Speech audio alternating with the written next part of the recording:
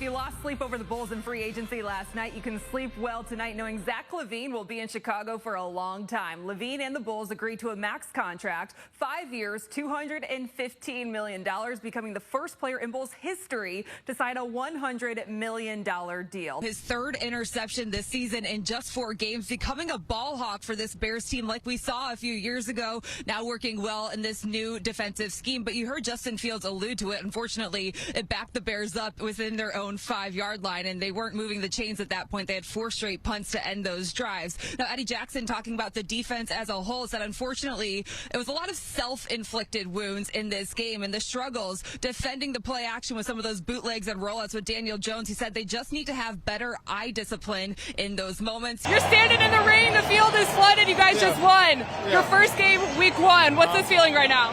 Feels amazing, you know. We know everyone's down us.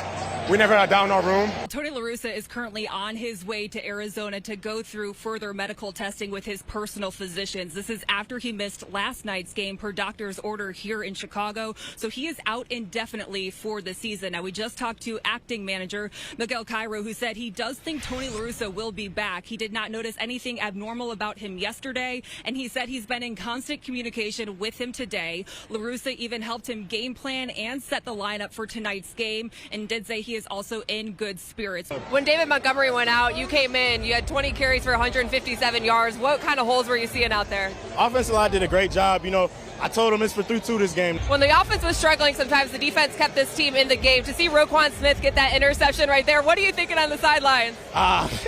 Just excited. Eberflus has also said body control is one thing he really looks for, and both Brisker and Gordon have that. I know people really like Gordon. We've talked about his dance background, ballet, and that has played a lot into his ability in the secondary. And he also likes playing that nickelback position. He did it in college. He feels comfortable there, likes to take control, can get in the slot, and then also can drop back on the outside, which is where we originally thought he was going to be. But defensive coordinator Ellen Williams says he's been one where a lot of times you might say, hey, we're going to try you in nickel, and they're like, all right, fine, you said I'm going to try it. Kyler Gordon's like, yeah, let's do it. Like, I want to be there. I want to take on that role. And I think that's a good sign. Darnell Mooney, he's just been frustrated with the start of this season, but I will tell you, he was one of the first Bears players out here warming up, running routes, catching passes from an assistant coach about 3 hours before kickoff. Now, walking off the field after the Texans game, that frustration was building because he was questioning what he did to contribute to that win while complimenting the Bears defense. And of course, we all saw that video circulating while the players were leaving Soldier Field.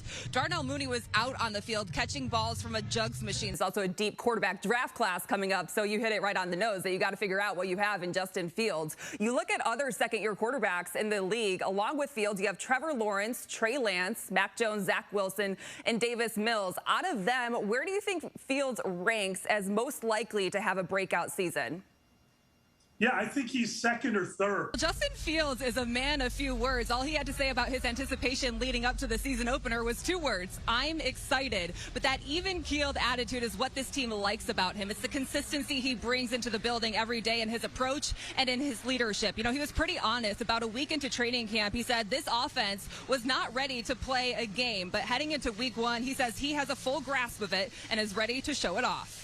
It's the call the baseball world can't stop talking about and has White Sox fans beyond frustrated. Tony La Russa intentionally walking Dodgers' Trey Turner with a 1-2 count and 2 outs in yesterday's 11-9 loss to L.A., even leaving players confused. Dodgers first baseman Freddie Freeman, seen on the broadcast, asking Danny Mendick if he's ever seen that before. And what made it worse, it brought Max Muncy to the plate, and he hit a 3-run homer to put the Dodgers up 5, feeling some sort of way himself as he crossed home plate. The plan for Lucas Patrick, as he's still healing that right thumb, is to continue to rotate at right guard with Tevin Jenkins. Matt Eberflus says once it's fully healed, he'll move back to center, Lou. Look at the wide receivers and the offensive linemen. The Bears' offensive line really struggled last season. They gave up the most sacks in the entire league. Justin Fields got sacked 36 times, and he only played in 12 games. Now, he's been working on getting the ball out faster this offseason. He's changed his stance in the shotgun, but could use more protection from that front line. Wilson and William Contreras will be starting alongside each other for the National League team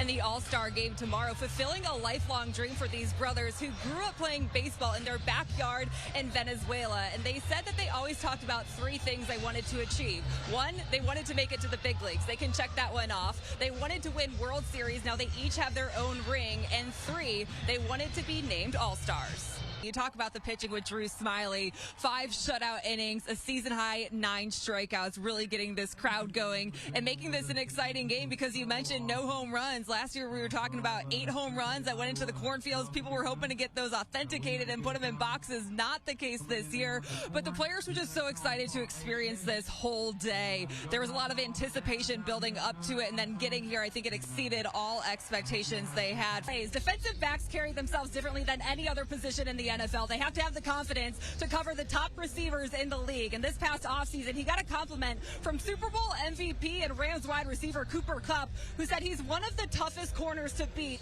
in the NFL. Johnson in just year 3, but already earning respect across the league. I still can't get over Dylan Cease's near no-no last night. He had it up until 2 outs in the 9th, but his odds to win the AL Cy Young improved. Now plus 110, just behind Justin Verlander at minus 155. Better part is the Sox bounced back from a 5-game skid to winning 4 straight against divisional opponents.